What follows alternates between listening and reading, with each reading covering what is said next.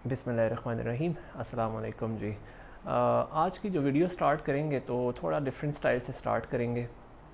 और अब कुछ इरादा ऐसे ही किया, अल्लाह ताला इसमें हमारे लिए मेरे लिए आसानी फरमाए और कबूल फरमाए कि मैंने पिछले कुछ दिनों से सोच रहा था कि जब भी हम वीडियो स्टार्ट करते हैं तो क्यों ना ऐसा किया जाए कि पहला 1 मिनट या 2 मिनट की जो टॉक है वो हम अपने कुछ दीन से रिलेटेड बात कर लें, जिससे अल्लाह करे किसी ना किसी को हिदायत मिल सके, हमें भी मिले और जो सुनने वाले हैं उनको भी मिले। अल्लाह ताला हमें इस काबिल कर सकें कि हम इस चीज़ में अपना हिस्सा डाल सकें। और मे बी वो जो 2 मिनट की टॉक हो, 2 मिनट 3 मिनट की टॉक जो इंशाल्लाह आज से हम स्टार्ट करेंगे, वो उस सारी चीज़ से बेहतर होगी इंशाल्लाह जो हम सुबह से लेकर शाम तक अपने अपने अपने कामों में बिज़ी रहते हैं। तो बस कुछ दिनों से मेरी अल्लाह ताला से दुआ भी थी कि अल्लाह ताला हमें इस काबिल कर दें कि जब हम इस दुनिया से जाएं तो जैसे पुराने मैं सुनता आता हूँ, बयानात भी सुनता आ रहा होता हूँ, पढ़ भी रहा होता हूँ, सुन रहा होता हूँ, तो बड़े प्यारे प्यारे लोग गुज़रे हैं, बहुत बड़े बड़े लोग गुज़रे हैं इस दुनिया ने, इस ज़मीन ने देखें। जब वो शहीद होते हैं, जब वो इस दुनिया से जाते हैं तो ऊपर अर्श पर खुशियाँ मनाई जाती हैं। यहाँ से तो लोग जा रहे होते हैं, वहाँ एंटर हो रहे होते हैं और वहाँ फरिश्ते खुशियाँ मना रहे होते हैं कि आज ये फ़लाने सहाबा की डेथ हुई और ये आ रहे हैं। और तो ऊपर खुशियाँ, तो मौलाना तारिक जमील साहब भी कहते हैं कि ऐसी मौत अल्लाह से मांगनी चाहिए कि जब हम इस दुनिया से जा रहे हों तो ऊपर खुशियाँ मनाई जा रही हों।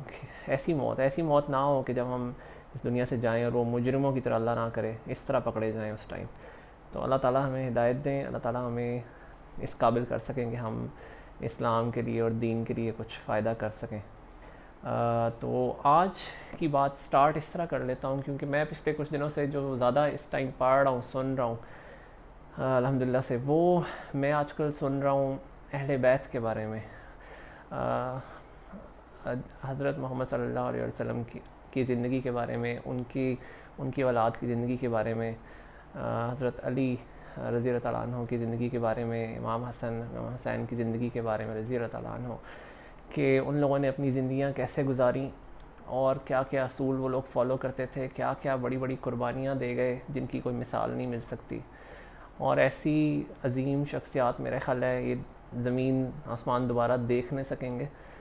तो और शायद मुझे ऐसा भी लगता है कि मैं शायद ये सारी चीज़ें ऑनलाइन बयान भी ना कर सकूं, उस तरह एक्सप्लेन ना कर सकूं, क्योंकि these are very emotionally charged topics.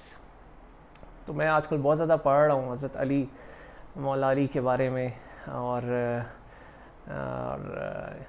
उनके औलाद हज़रत इमाम हसन और इमाम हुसैन के बारे में रज़ी अल्लाह तआला अन्हु।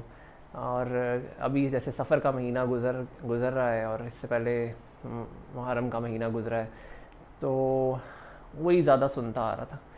तो बस कुछ ये कि जैसे बच्चों के साथ सबको प्यार होता है, तो इसी तरह हज़ूर सल्लल्लाहु अलैहि वसल्लम को इतना प्यार था हज़रत हसन और हज़रत हुसैन के साथ रज़ी अल्लाह तआला अन्हु, कि वो अक्सर उनके साथ लाड प्यार उठाए रखते थे, लाड प्यार करते थे। और एक दफ़ा वो इस तरह दोनों को उठा के बाहर निकला है चादर में, सर्दियों का मौसम था, तो कोई सामने से कोई आए तो उन्होंने पूछा कि कौन है भाई चादर के अंदर, तो उन्होंने चादर थोड़ी सी हटाई तो उन्होंने कहा कि इधर हसन है, इधर हुसैन है। तो उन्होंने कहा कि आप इतना प्यार करते हैं? तो हज़ूर सल्लल्लाहु अलैहि वसल्लम ने कहा कि हाँ, मैं इनसे इतना प्यार करता हूँ और मेरा अल्लाह भी इनसे बहुत प्यार करता है, और जो इनसे प्यार करता है अल्लाह उनसे भी बहुत प्यार करता है, और जो इनसे बुग़्ज़ रखेगा अल्लाह ताला उनसे बुग़्ज़ रखेगा। तो बहुत प्यारी शख्सियात हैं और सबको इनके ज़िंदगियों के बारे में पढ़ना चाहिए।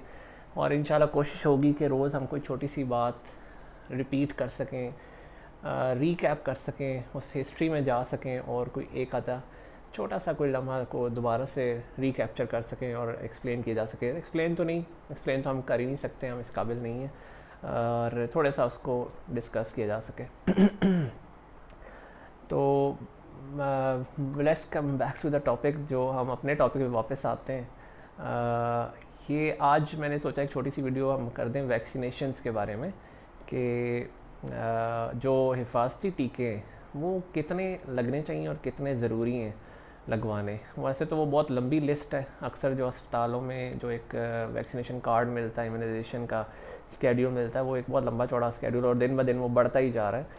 तो मैं अक्सर अपने पेशेंट्स को कहता हूँ कि देखा, एक आपने 0 मंथ्स पे बहुत, जैसे ही बच्चा पैदा होता है तो इसको एक OPV वैक्सीन होती है, वो ड्रॉप्स होते हैं ओरल पोलियो के, और हेपेटाइटिस बी की वैक्सीन उस टाइम अक्सर साथ लग जाती है, और वो बहुत ही ज़रूरी है। अगर अगर मदर को भी हेपेटाइटिस बी और सी है तो फिर वो साथ इम्यूनोग्लोबुलिन भी उस टाइम लगता है, वो एक महंगी सी वैक्सीन साथ लेके वो लगाते हैं अगर मदर को हेपेटाइटिस बी सी पॉजिटिव है। अदरवाइज़ OPV और BCG और मस्ट पैदाइश पे, यानी कि एक ड्रॉप्स हो गए, एक इंजेक्शन यहाँ जो बाजू पे लगता है इसका निशान रह जाता है अक्सर, वो भी वैसे बहुत सारी जो नई नई वैक्सीन उनके निशान भी नहीं रहते, लेकिन ज़्यादातर के होते हैं, निशान पड़ जाता है हमारे बाजू पे, तो ये पैदा होते साथ ही ज़रूरी है।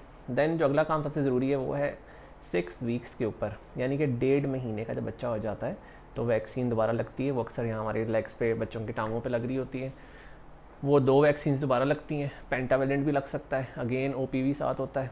फिर 6 वीक्स के बाद 10 वीक्स है, यानी कि 2.5 महीने पे।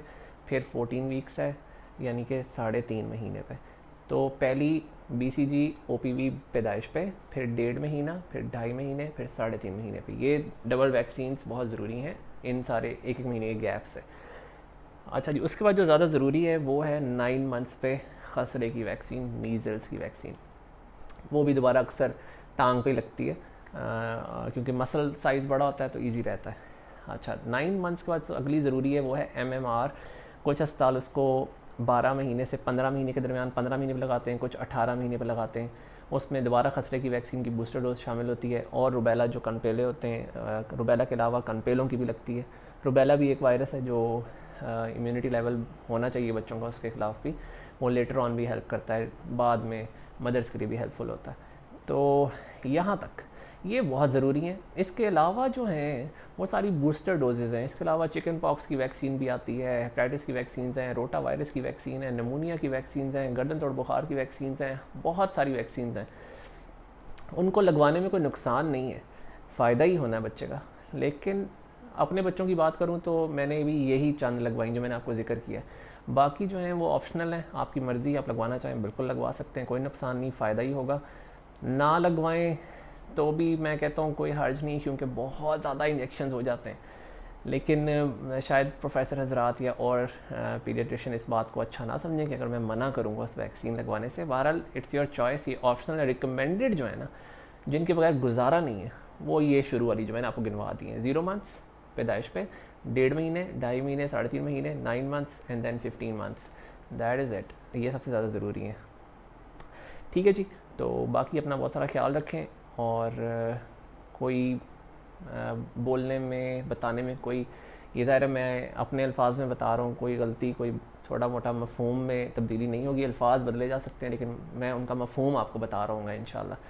तो अल्लाह ताला हमसे कोई गलती ना हो बताते हुए, ये मैसेज फैलाते हुए, और अल्लाह ताला कबूल करें। अल्लाह ताला हम सबको अपने ज़मान में रखें। अस्सलाम वालेकुम।